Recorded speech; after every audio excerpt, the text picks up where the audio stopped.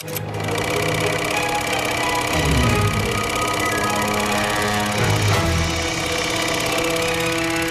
welcome back, everyone. We are going to take a trip to 1999 with the movie Band on the Run. And here to talk about that is Bart Mills, our local movie reviewer. Welcome, Bart.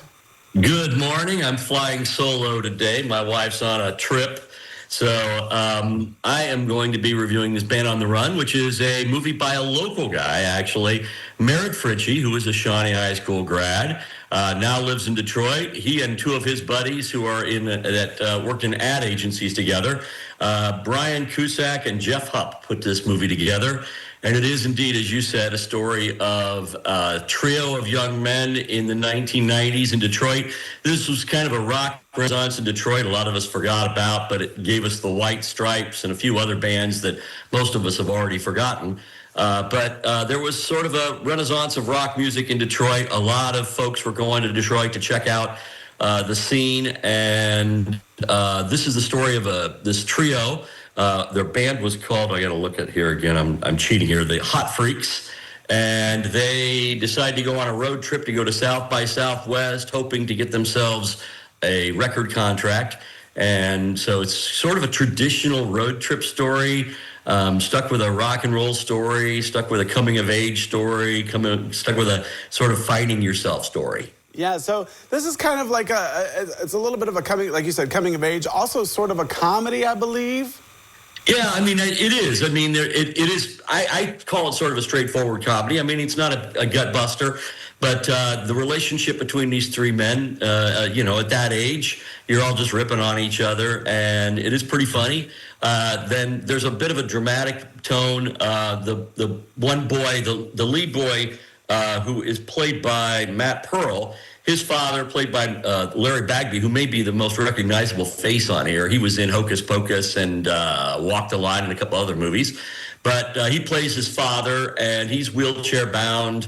And there's some really good dramatic moments because he ends up going on the road trip with them. And so there's some stirring moments between them as well. But by and large, I think this is a quick. It's an hour and 30 minutes, which is pretty great. Hour 29, I believe.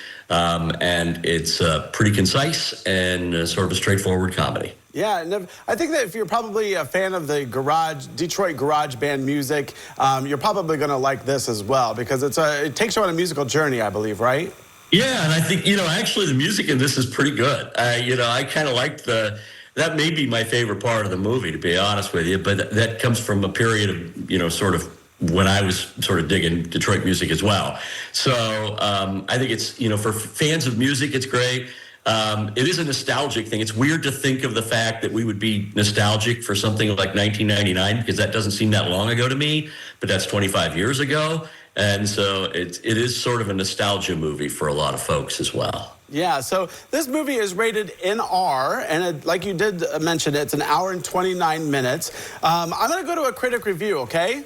So the critic review said, is it a tad predictable? Yes, but not in a bad way. It's all about chasing your dreams and growing up, both of which can be painful.